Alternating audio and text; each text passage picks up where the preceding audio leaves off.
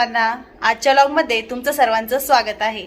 सर्वप्रथम तुम्हाला व तुमच्या परिवाराला नवरात्री उत्सवाच्या खूप खूप शुभेच्छा। आता माझी नवरात्रीची तयारी जी आहे ती चालू झालेली आहे। मला डेकोरेशन नवरात्रीला सुरुवात झाली आहे। आज नवरात्रीचा पहिला दिवस। पहिल्या दिवशी आपली खूप सारी तयारी असते, गडबड असते। तर माझी पण आता त्या ठिकाणी तयारी चालू आहे, त्याचबरोबर गडबड पण खूप चालू आहे, कारण भरपूर माझं डेकोरेशन अजून बाकी राहिलंय। घटस्थापना अजून करायची आहे मला, माझं अजून बाकीचंच डेकोरेशन चालू आहे करायचं। तर मी तुम्हाला दाखवते माझं डेकोरेशन काय काय करून झाले। तर मी तर साडीने डेकोरेशन केलं आहे पूर्ण। या बाजूला देवारा आहे खाली, आणि इकडे घट स्थापन करण्यासाठी मी टेबलावरती पूर्ण डेकोरेशन केलं आहे। टेबलाला हे पहा।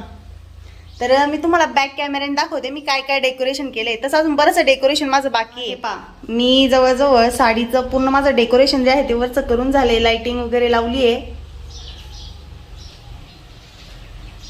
आणि मुखवटा वगैरे अजून लावायचा बाकी राहिलाय। हे पहा, तर फक्त हा साज जो आहे तो मी करून ठेवला आहे, कारण अजून थोडंसं त्याचं मुखवट्याचं पण काम आहे, कारण ते पूर्ण लावलं म्हणजे ते पूर्ण हलवता येत नाही। या ठिकाणी देव मांडलेले आहेत। हे पहा, पूर्ण मी साडीचं कसं डेकोरेशन केलंय मला कमेंटमध्ये नक्की सांगा। माझं साडीचं डेकोरेशन तुम्हाला कसं वाटलंय। थोडीशी लाइटिंग पण मी केलेली आहे, अजून बरंच राहिलं आहे माझं डेकोरेशन करायचं। मी तुम्हाला एकदा लाईट लावून दाखवते। हे पहा, अजून घटस्थापना करायची आहे मला, आणि त्याचबरोबर नारळाचं श्रीफळाला जी मी देवी तयार करते तर तिचं पण डेकोरेशन अजून थोडंसं बाकी आहे। मुखवटा लावायचा आहे, वरतून चुनरी टाकायची आहे, भरपूर काम अजून माझं बाकी आहे। तर माझं एवढं झालेलं डेकोरेशन कसं वाटलंय मला कमेंटमध्ये नक्की सांगा। बाकीचं डेकोरेशन तर माझं आता चालूच आहे।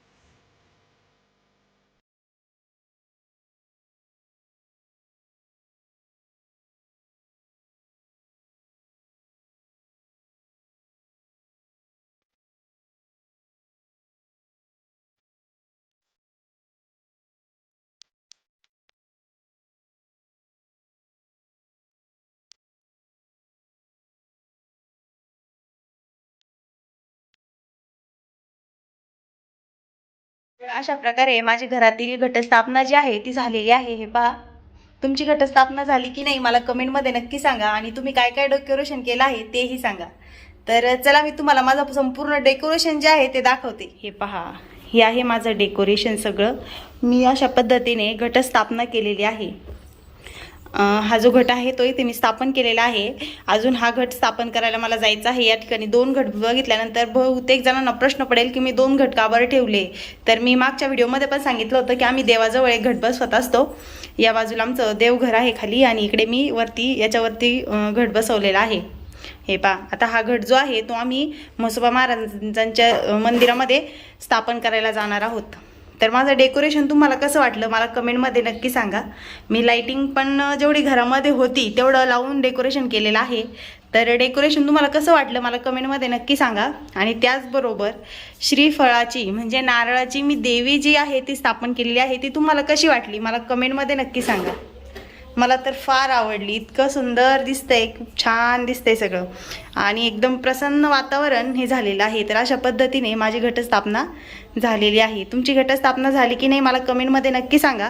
आणि माझं डेकोरेशन तुम्हाला कसं वाटलं मला हेही सांगा. स्थापना तर माझी करून झालेली आहे. आता मला जायचं आहे म्हसोबा महाराजांच्या मंदिरामध्ये. तर चला जाऊया आपण त्या ठिकाणी घटस्थापना करण्यासाठी.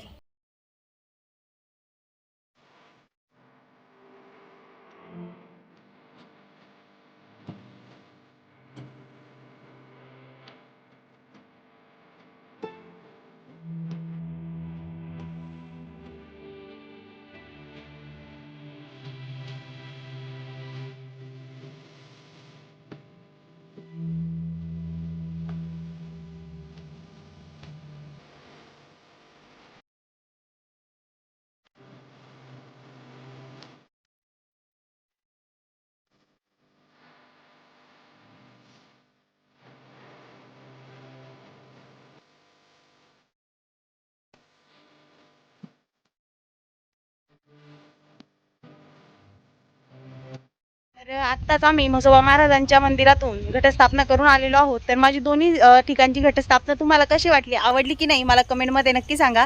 आणि आजचा व्हिडिओ तुम्हाला कसा वाटला हेही मला कमेंटमध्ये सांगा. तर चला आजचा व्लॉग आपण या ठिकाणी थांबूया. पुन्हा भेटूया पुढच्या नवीन व्लॉगमध्ये. तोपर्यंत सर्वांना बाय बाय.